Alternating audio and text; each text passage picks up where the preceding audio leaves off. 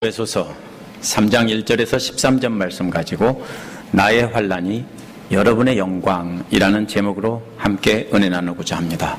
지금까지 에베소서의 내용을 되돌아보겠습니다. 바울은 에베소 성도들에게 복음을 전했습니다. 그리고 에베소 성도들의 사랑과 믿음과 사랑에 대해서 감사를 드렸습니다. 하지만 소망이 부족했기 때문에 소망을 갖게 해달라고 기도를 했습니다. 바울이 에베소 성도들의 놀라운 변화를 하나님의 작품이라고 한 것은 전적으로 하나님께서 하신 일이라는 뜻입니다.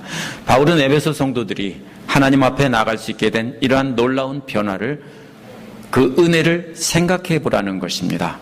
이제 하나님의 가족이 되어서 모퉁이돌이 되신 예수 그리스도와 또 사도들과 선지자들의 기초 위에 이제 하나님의 영이 거하실 집을 지어가자고 말을 했습니다.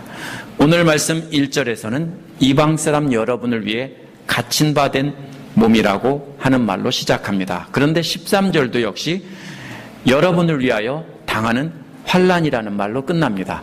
갇힌 바 된 몸이나 환난은 결국 똑같은 이야기를 하고 있는 것입니다. 그러면 오늘 말씀은 시작부터 끝까지 전체가 초점이 이방인들에게 복음을 전하기 위하여 옥에 갇혀 환난을 당하는 것, 그것이 바로 오늘 말씀의 틀이 되고 있습니다. 그래서 이러한 바울의 고난은 그리스도와 그리스도를 증거한 사도들과 선지자들의 기초 위에 집을 지으라고 한 권면과 연관시켜 생각해 봐야 됩니다.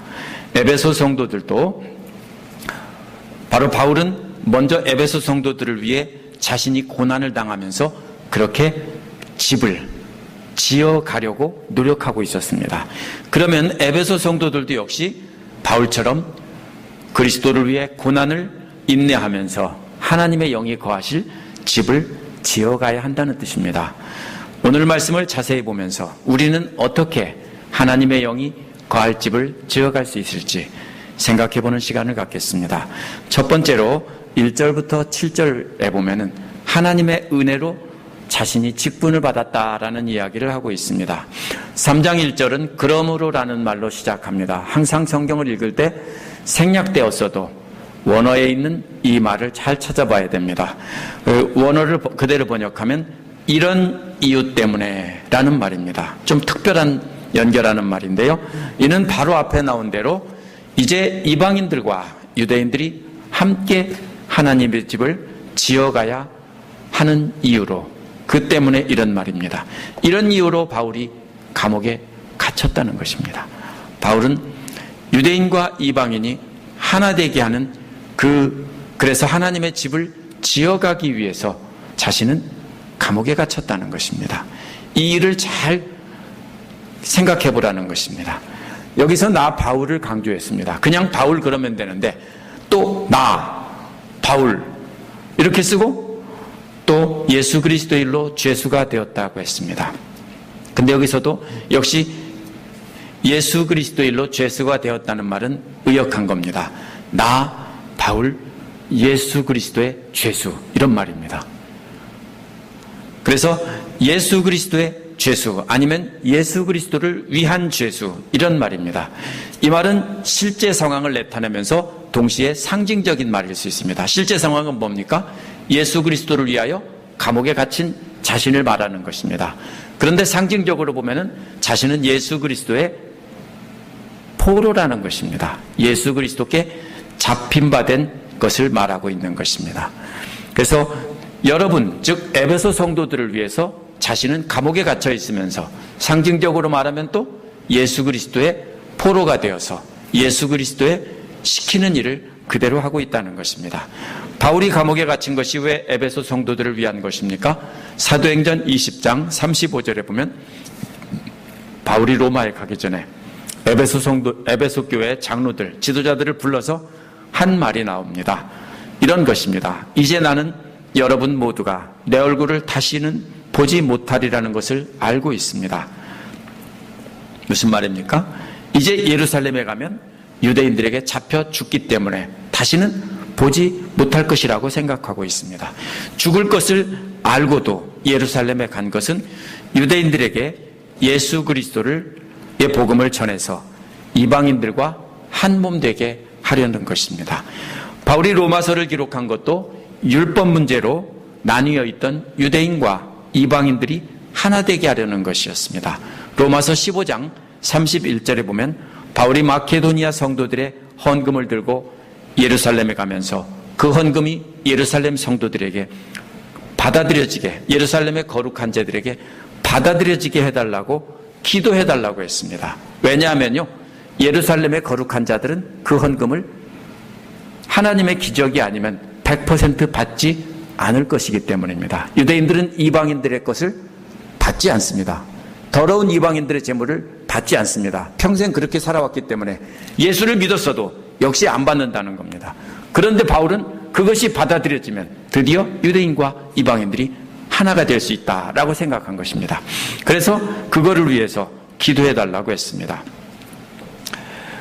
이는 로마 교회뿐 아니라 바울은 모든 유대인과 모든 이방인 신자들이 하나가 되게 하려는 것입니다. 유대인들은 이러한 바울을 죽이려고 했습니다. 그런데 로마 군대의 천부장은 바울을 체포해서 보호했기 때문에 바울이 죽지 않고 감옥에 갇힌 겁니다. 바울이 황제에게 상소를 했기 때문에 로마 감옥으로 이감이 된 것입니다. 그래서 지금 바울은 감옥에 갇혀 있습니다. 이 에베소, 빌립보, 골로새 이 세 가지는 뭐냐면요, 바울이 감옥에 갇혔다가 옥중에서 사망을 했습니다. 그렇기 때문에 마지막 죽기 전에 유언처럼 쓴 말입니다. 이것을 생각하면서 에베소서를 읽어야 합니다. 바울은 이제 이방인들과 유대인들을 한 몸 되게 하려고 하는데 더 이상 아무 일도 할 수 없습니다. 감옥에 갇혀서. 그래서 뭐를 썼습니까? 편지로 쓴 겁니다. 편지로 써서 이제 한 몸 되게 하려고 말을 하고 있는 겁니다. 그래서 내가 이것을 위해서 이렇게 감옥에 갇혔다라는 것입니다. 원어에서 이 절은 이미 들었을 줄로 확신한다라는 말로 시작합니다. 하나님께서 나에게 이 직분을 주셨다는 말은 원어에서, 개역에서는 은혜의 경륜이라고 했는데 하나님의 은혜의 청지기직이라는 말입니다. 청지기가 뭡니까? 청지기라는 말은 한 집에 재산과 모든 살림살이를 다 맡아서 하는 사람입니다. 1장 10절에서도 계획이라는 말로 나왔는데 하나님의 계획이라는 말로 나왔습니다. 계획은 하늘과 땅에 있는 모든 것을 그리스도 안에서 그분을 머리로 해서 하나로 통일시키려는 것, 이것이 바로 하나님의 계획이라고 했습니다. 또 3장 9절에도 나옵니다. 에베소 성도들을 위해서 그 하나님의 일을, 계획을 이루는 일을 자신이 맡았다라는 것입니다. 에베소 성도들을 위해서 일하도록 자신이 맡은 그 직분, 그것이 바로 은혜의 경륜이고 여기서 하나님의 직분이라는 말입니다. 그것을 자신이 맡았다는 것입니다.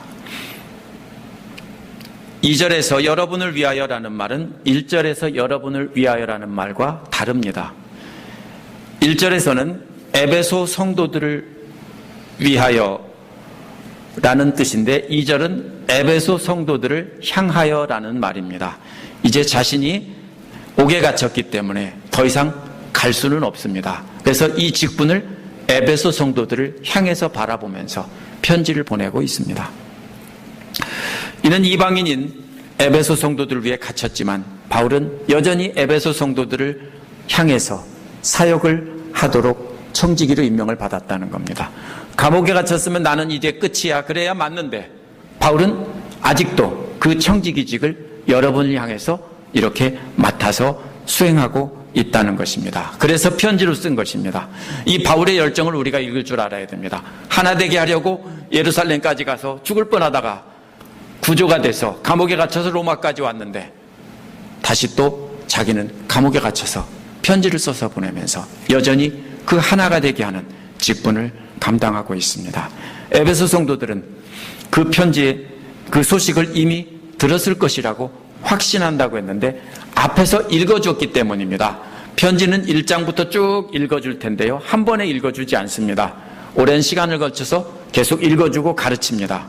편지를 전달하는 사람이. 그런데 앞에서 이미 말을 했기 때문에 이미 들었을 줄로 확신한다라고 말하고 있는 것입니다. 이제 3절에서는 자신이 맡은 청지기직이 무엇인지 구체적으로 설명합니다.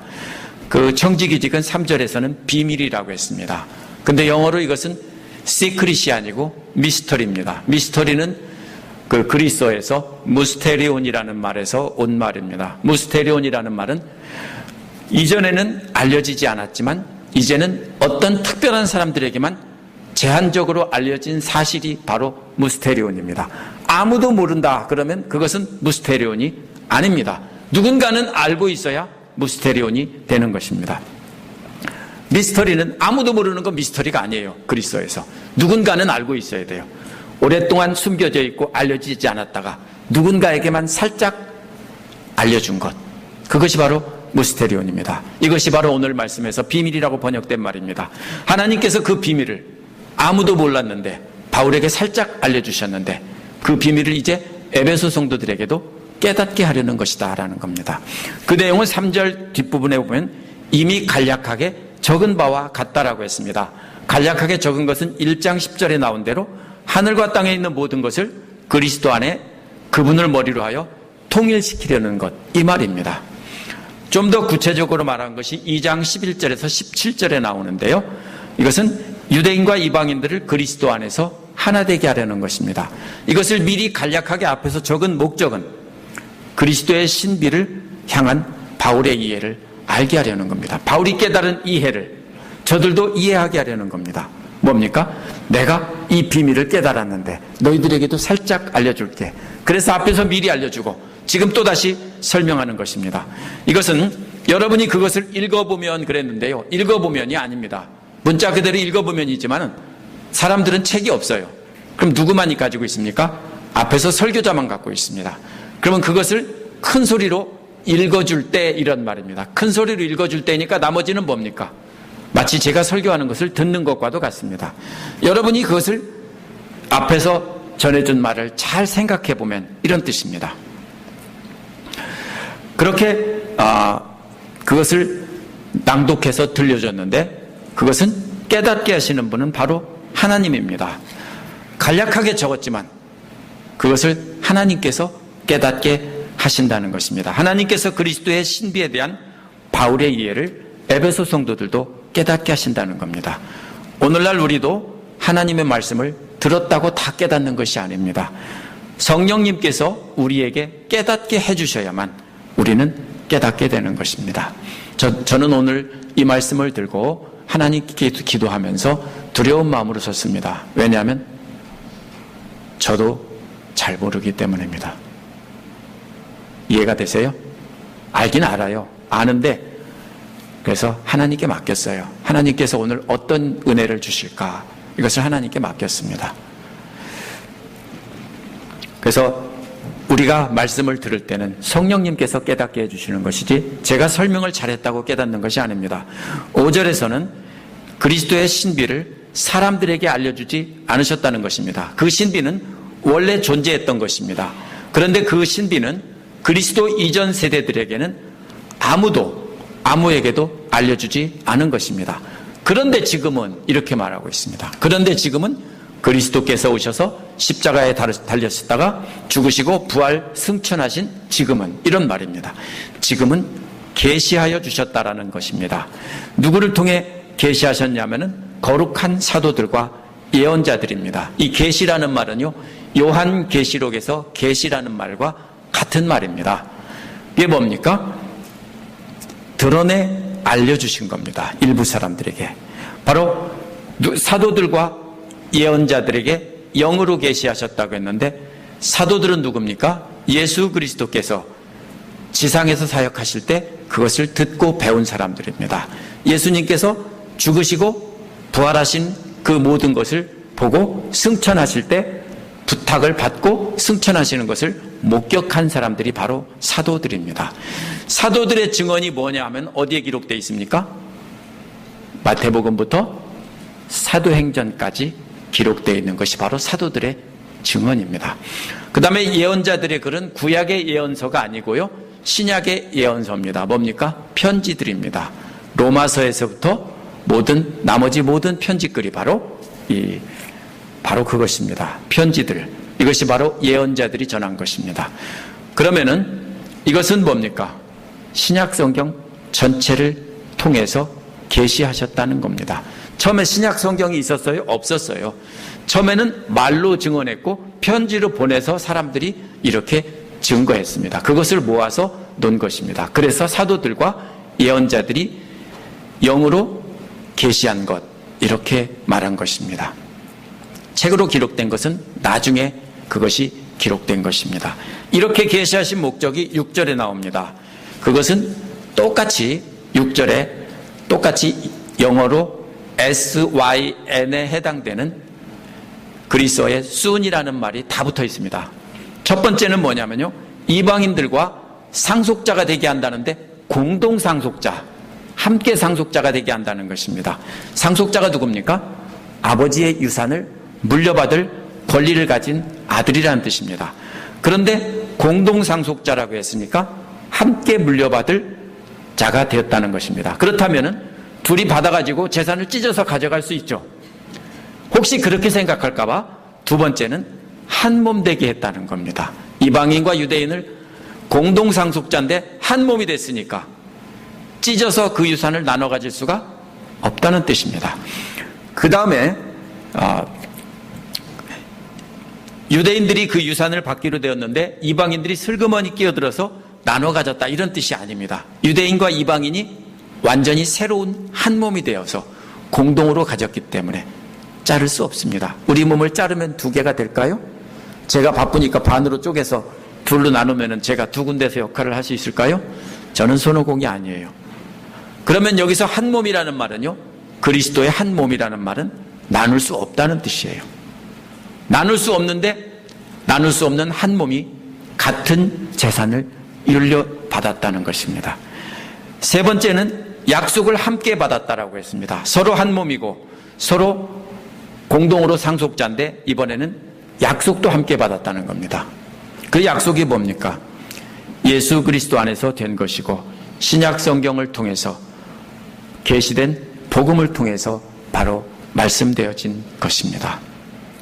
7절에서 이러한 일, 바울이 일꾼이 되었다고 했는데 이것은 바로 이러한 일로 섬기는 일꾼이 되었다는 것입니다. 바로 신약 성경에 계시된 그 그리스도의 신비를 맡아 섬기는 종이 되었다는 겁니다. 종이 누굽니까?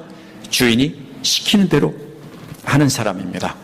이방인들과 유대인 모두가 공동 상속자가 되어서 한 몸이 돼서 약속을 공유한 자가 되게 하는 것이 바울의 사명입니다. 그런데 현실을 보면 어떻게 됩니까? 찢어져 있습니다. 한 몸 되어야 되는데, 함께 상속자가 되고 함께 약속을 공유한 자들이 되어야 되는데 찢어져 있습니다. 그래서 바울이 이 사명을 자기가 받았다라고 죽기 전에 유언처럼 말하고 있는 것입니다. 그 사명은 하나님께서 바울에게 주신 은혜의 선물을 따라 된 것이라고 했습니다. 자기가 잘나서가 아니고 100% 하나님께서 은혜로 선물로 주신 것입니다. 그것은 그분의 능력의 역사하심을 따라 그렇게 된 것입니다. 자신의 노력이 아니라 하나님의 은혜의 선물임과 동시에 하나님의 능력으로 된 것이라고 했습니다. 이 사명을 감당하는 일에 바울은 목숨을 걸었습니다.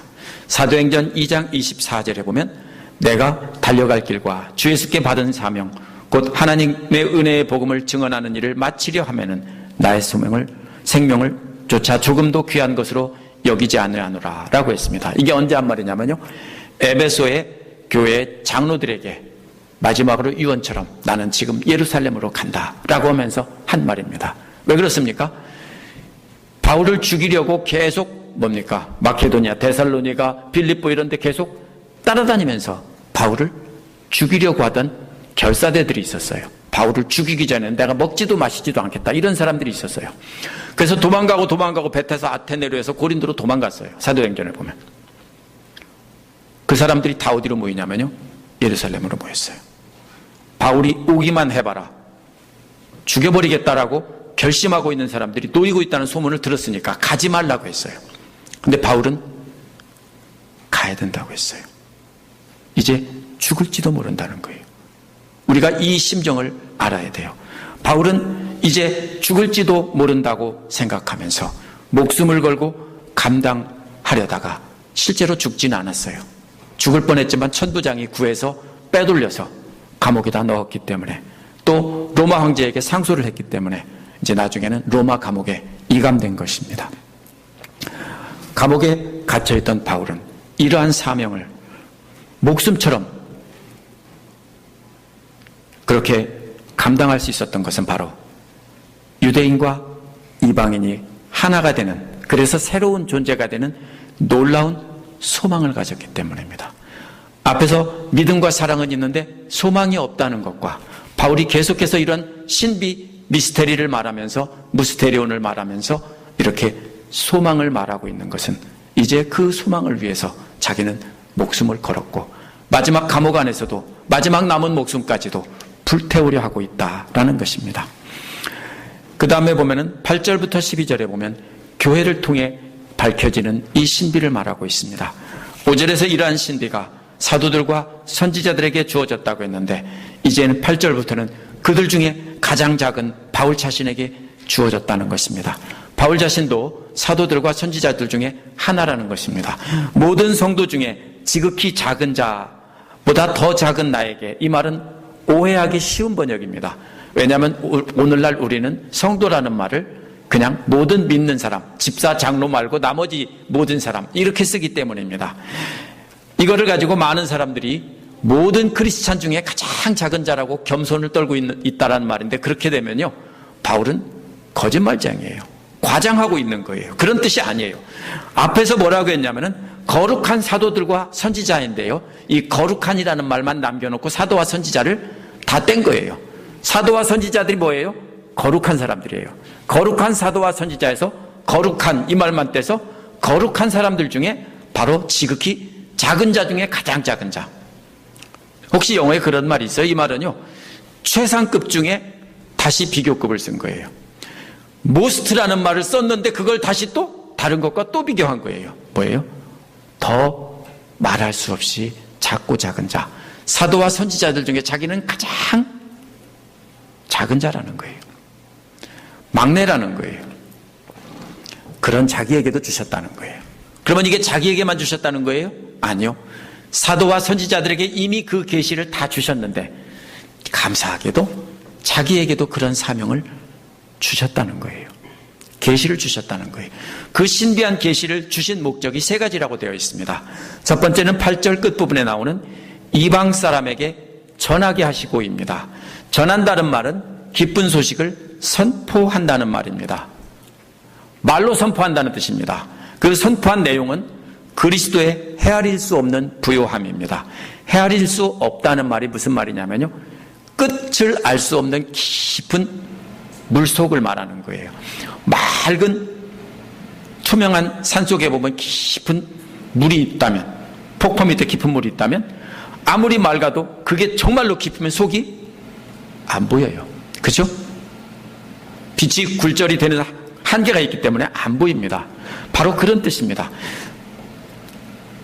아무리 그 깊이를 알려고 해도 알 수 없을 만큼 깊다는 것이에요. 그것이 바로 뭡니까? 하나님의 부요함이 얼마나 깊은지 우리가 헤아릴 수 없다는 거예요. 그 하나님의 신비를 이제는 뭡니까? 그게 얼마나 깊고 얼마나 풍부한지 알 수가 없다라는 겁니다. 가장 사도 중에 작고 작은 아무것도 아닌 자기가 그 놀라운 신비를 받았다는 것입니다.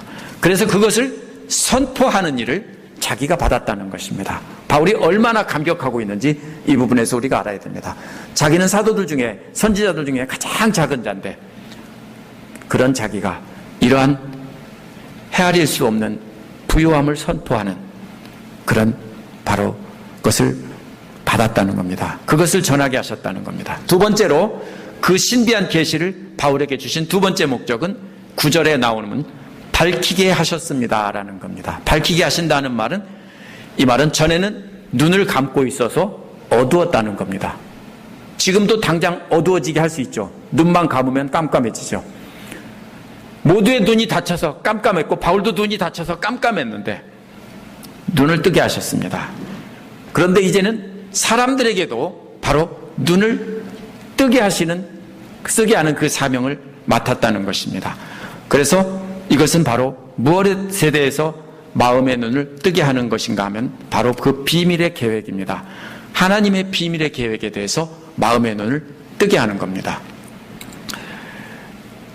그래서 보면 하나님께서 비밀리에 관리하고 계신 그 계획, 만물을 창조하기 전부터 감추어져 있던 그 계획이 바로 이제는 바울을 통해서 밝히 보게 한다는 것입니다. 그렇다면 뭡니까? 앞에서 말한 거는 뭡니까? 말로 증거하고, 두 번째는 뭡니까? 말로만 증거하면 안 돼요. 저들이 마음의 눈을 떠서 그 놀라운 신비한 일을 볼 수 있게 해달라는 겁니다. 눈으로 본다는 게 아니라, 눈으로 본다고 할 때도 될 수 있지만 마음의 눈으로 깨달을 수 있게 하는 겁니다. 그리고 그러므로 이 말은 뭡니까? 들려주고 보여주어서 깨닫게 하는 사명을 맡았다는 것입니다. 그 신비한 계시를 바울에게 주신 두 번째 목적이 바로 그래서 밝히게 하셨다는 것입니다. 그런데 세 번째 또 나옵니다. 세 번째 목적은 바로 8절 끝부분에 나오는 이방 사람에게 전하게 하시고입니다. 이것은 전한다는 말은 기쁜 소식을 아니요, 잘못됐습니다. 10절에 나옵니다. 이게 안 넘어가서 그래요. 10절에 나오는데요. 10절에 보면 이것은 앞에서 들려주고 보여준 그 결과, 이제는 하나님의 갖가지 지혜를 알려지게 하려는 것입니다. 갖가지 지혜라는 말에서, 갖가지라는 말은 원래 그 성직자들이나 왕이나 귀족들이 쓰던 망토 같은 거예요. 망토 앞자락에 보면은 아름답게 다양한 무늬로 수를 놓은 수가 있었습니다. 그러한 수 놓은 것을 가리키는 말입니다.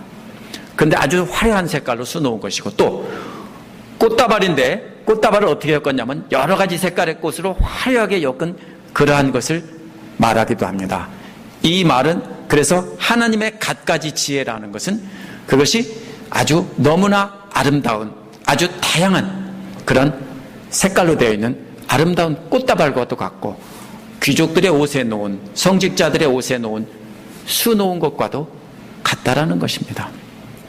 이러한 다양한 하나님의 지혜가 영원전부터 숨겨져 있었는데 뭐를 통해 알려지냐면 이제는 교회를 통해서 알려진다고 했습니다.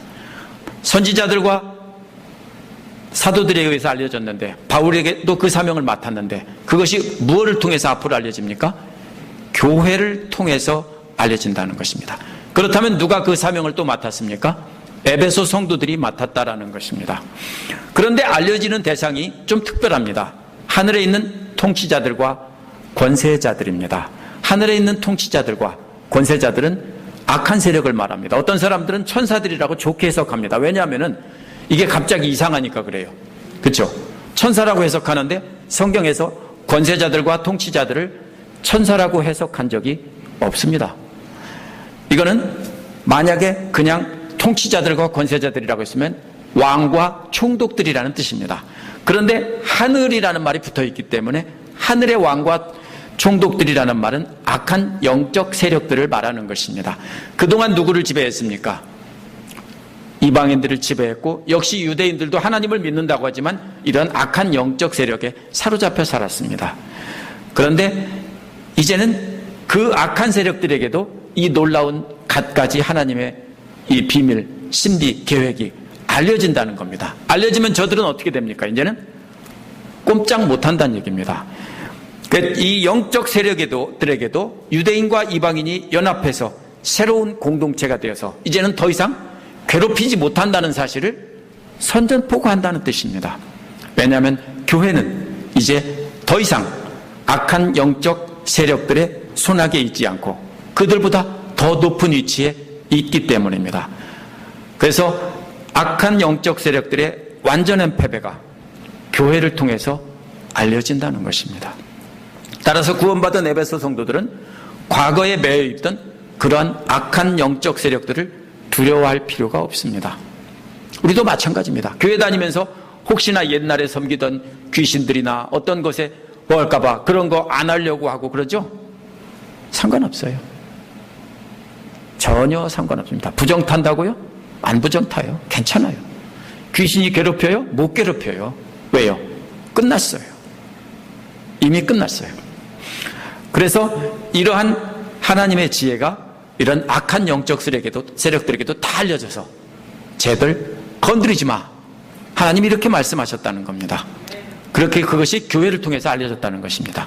11절은 10절에 딸려 있는 것입니다. 그래서 이처럼 하나님의 지혜가 알려지는 것은 바로 우리 주 예수 그리스도 안에서 이미 성취하신 영원한 목적에 따른 것입니다. 예수 그리스도께서 성취하신 게 뭡니까? 십자가에 달려 돌아가시고 부활하시고 승천하셔서 모든 사람을 구원하실 일을 성취하신 겁니다. 그것이 바로 오래전부터 계획된 것이 이미 성취하신 그 목적에 따라서 이렇게 알려진 것입니다. 마지막으로 12절 13절에 보면은 바울은 결론을 맺고 있는데요. 나의 고난이 여러분의 영광, 이렇게 말하고 있습니다. 앞에서 바울은 자기의 이야기를 하다가 이번에는 우리라고 말합니다. 바울을 통해 선포되고 분명하게 보여진 그 하나님의 복음이 에베소 성도들에게 분명히 전해졌기 때문에 이제는 우리라고 말하고 있습니다. 너희라고 말하다가 이제는 우리라고 말합니다. 12절은 앞에서 말한 내용을 요약해서 결론지어서 말하고 있습니다. 이제 바울과 에베소 성도들은 두 가지를 가지고 있다고 했습니다. 첫 번째는 가진 것은 담대함입니다. 원어를 직역하면은 가졌다라는 것입니다. 뭘 가졌냐? 담대함을 가졌다는 것입니다. 이 담대함이 뭡니까?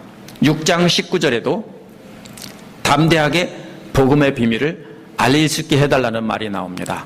담대함이라는 말은 원래 두려움 없이 복음을 선포하는 것을 말합니다.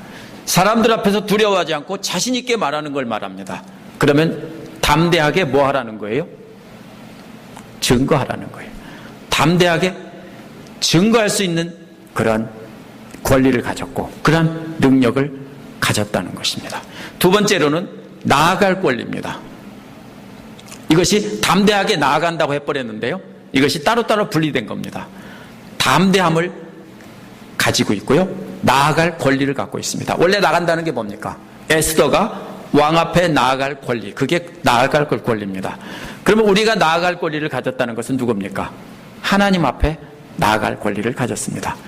원래 유대인들은 하나님 앞에 나가지 못했어요. 대제사장도 못 나갔어요. 1년에 한 차례 정결례를 치르고 대제사장이 겨우 뭡니까? 하나님 앞에 나아가서 지성소에 나가서 제사를 드렸어요. 못 나갔어요. 근데 이제는 뭐예요? 나아갈 권리를 가졌다고요. 하나는 뭡니까? 말로 선포할 권리를 가진 거고, 두 번째는 우리가 하나님 앞에 나아갈 수 있는, 우리가 걸어 나갈 수 있는, 행동할 수 있는 권리를 가졌다는 것입니다. 그래서 우리가 이 두 가지를 가지고 있다는 것입니다. 이것은 그리스도를 믿음으로 확신할 수 있는 것입니다. 하지만 그리스도를 믿음으로라는 말은 이것은 그리스도의 신실함을 통하여 이렇게 해석해야 된다고 저는 봅니다. 그리스도께서 신실하게 복종하셔서 십자가에 죽으셨기 때문에 그분을 통해서 하나님의 복음을 담대히 선포할 수 있는 권리도 가지고 또 하나님 앞에 나갈 수 있는 권리도 받았다는 것입니다. 우리의 믿음이 훌륭해서 우리가 그리스도를 잘 믿어서 권리를 받았다는 뜻이 아닙니다. 이 그리스도를 믿는다는 말은 그리스도의 신실함을 통해서 우리가 그러한 권리를 가졌다는 겁니다. 그래서 우리가 가졌다라고 해요. 바울만 가진 것이 아니라 이제 여러분 모두도 가졌다는 것입니다. 13절은 12절에서 말한 결과입니다. 특별히 12절에서 복음을 선포할 권리와 하나님 앞에 나아갈 권리를 받은 그 결과입니다. 이러한 놀라운 특권을 받았으니까 그 다음에 뭡니까? 바울의 환난을 보고 낙심하지 말라고 간청하고 있습니다. 부탁한다, 간청한단 말입니다. 뭘 간청해요? 바울 보고 뭐라고 생각해요? 안 됐다, 이제 감옥 안에서 죽을지도 모르는데 어떡하냐 우리 선생님, 이렇게 생각하고 있는데 제발 좀 그렇게 생각하지 말라는 겁니다. 왜요? 우리가 함께 이 담대하게 말하고 하나님 앞에 담대하게 하나님 앞에 나갈 수 있는 이 권리를 가졌기 때문에 나를 불쌍하게 생각하지 말라는 겁니다. 왜? 나의 이 환난이 갇혀 있는 것이 바로 에베소 성도들의 영광이 되기 때문이다. 이것입니다. 바울이 옥에 갇힌 것은 뭡니까? 유대인들과 이방인들이 그리스도 안에서 한 몸 되게 하려는 그 사명을 맡았기 때문입니다. 바울의 모든 서신에 보면 나오는 게 다 그거예요. 로마서는 믿음으로, 오직 믿음으로 구원받는다가 아니라 유대인과 이방인이 하나 되게 해서 그리스도의 사랑을 실천하고, 그렇게 해서 모든 온 세계 만방이 그렇게 서로 하나 되게 하려는 것이 바로 로마서의 이야기입니다. 에베소서도 마찬가지입니다. 막힌 담을 허무셨다고 했죠. 하나 되게 하셨다는 겁니다. 계속 강조하고 있는 것입니다. 바로 그것을 위해서 바울은 죽기를 각오하고 그 사명을 감당했지만 하나님께서 살려주셔서 지금 옥에 갇혀 있다는 것입니다. 죽기를 각오하고 바울은 그 일을 감당했기 때문에 옥에 갇혀 있는 것입니다. 그 사명은 하나님의 신비한 계획에 따라서 그리스도 안에서 모두가 한 몸 되어서 영원한 유산을 함께 받게 하려는 것입니다. 한 몸 된 성도들이 그 말할 수 없는 그 깊이를 알게 하시고 그것을 말로 선포하게 하시고 삶의 능력으로 나타내어서 보여주게 하신 겁니다. 그것을 믿는 자들에게만 알려주시는 것이 아니라 과거 우리를 지배하던 악한 영적 세력들에게도 그렇게 알게 하셔서 더 이상 우리를 올가매지 못하게 하신 것입니다. 바울이 받고 있는 환난이 에베소 성도들에게 영광이라면 에베소 성도들도 역시 한 몸 되게 하는 사명을 감당하면서 함께 환난을 당해야 맞다라는 것입니다. 우리도 바울처럼 생명을 걸고 교회가 하나 되게 하는 일에 우리가 사명을 다해야 됩니다. 오늘은 유대인과 오늘날은 이방인이 갈라져 있지 않습니다.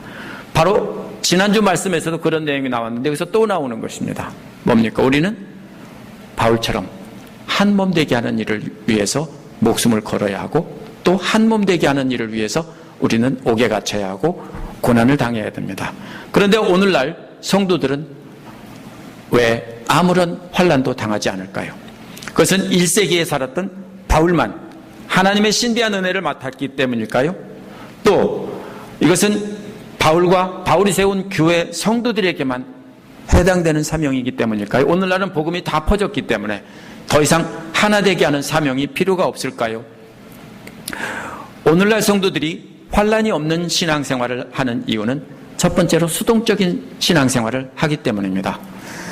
대부분 성도들은 복음 전파는 목회자들이 하는 것이고 자신들은 오직 가족들의 복과 안위만, 자신과 가족들의 복과 안위만을 위해서 신앙생활하면서 살고 있습니다. 하지만 초대교회 성도들 보면은 아무도 그렇게 하지 않았습니다. 사도들뿐 아니라 집사들까지도 다 설교하고 복음 전파하고 다 했습니다. 오늘날도 마찬가지입니다. 이것은 목회자만 하는 전유물이 아닙니다. 모든 성도들이 다 해야 하는 일입니다. 두 번째 이유는요, 바울처럼 그리스도 안에서 연합되게 하려고 노력하지 않기 때문입니다. 힘들면 어떻게 해요? 갈라서 버려요. 그렇죠? 그래서 교회가 수도 없이 갈라져 있어요. 우리 교회처럼 좋은 목적으로 복음 전파를 위해서 이렇게 나눈 것이 아니라 싸우고서 갈라지는 거예요. 그러면 편하거든요. 왜? 꼴 보기 싫은 사람들 다시 안 보면 되니까. 그러면 참 편하니까. 그래서 뭐가 없어요? 환난이 없어요. 우리도 안 갈라져 있지만 결국 마찬가지예요. 싫은 사람 그냥 못 본 척하고 하나 되지 않으려고 하고 그냥 나눠놓으니까 환난이 없는 거예요. 그걸 하나 되게 하려고 하면 우리도 환난을 당하는 겁니다. 왜 우리가 환난을 당하지 않습니까? 하나 되게 하려고 하지 않고 우리도 예수 그리스도의 그 놀라운 신비를 다른 사람들에게 전파하려고 하지 않기 때문입니다. 나만 잘 믿고 내 가족 건강하고 복되게 잘 살면 신앙생활 잘하면 그걸로 끝이야. 그렇게 수동적으로 사니까 바로 우리는 환난을 당하지 않는 겁니다. 우리가 무조건 믿기만 하면 담대하게 하나님 앞에 나갈 수 있는 것이 절대로 아닙니다. 만약 우리가 하나님께서 하라고 하신 일을 하나도 안 한다면 담대히 나갈 수 있어요? 만약에 여러 성도님들의 자녀들에게 너 엄마 아빠가 어디 갔다 오는 동안에 이거 해놔 했는데 하나도 안 해놓고서 설거지도 해놓고 숙제도 하고 공부도 하고 다 해놔 했는데 하나도 안 해놓고서 엄마 오면 엄마 하고 달려갈 수 있어요? 못 가요. 그때는 엄마가 온다는 소식이 아이고 큰일 났다 이렇게 되는 거예요. 우리가 하나님 앞에 하나님께서 우리에게 맡기신 일을 다 하지 않으면 우리는 하나님 앞에 나갈 수는 있는데 부끄럽게 나갈 수밖에 없어요. 담대히 나갈 수 없어요. 우리가 복음을 말로 선포하고 우리 삶을 통해서 나타내서 우리에게 나타난 놀라운 변화를 보여주어서 사람들이 마음이 열리도록 그렇게 하는 일, 그래서 모두가 그리스도 안에서 한 몸 되게 하려고 하는 일을 우리가 애쓰지 않으면 우리는 안 되는 것입니다.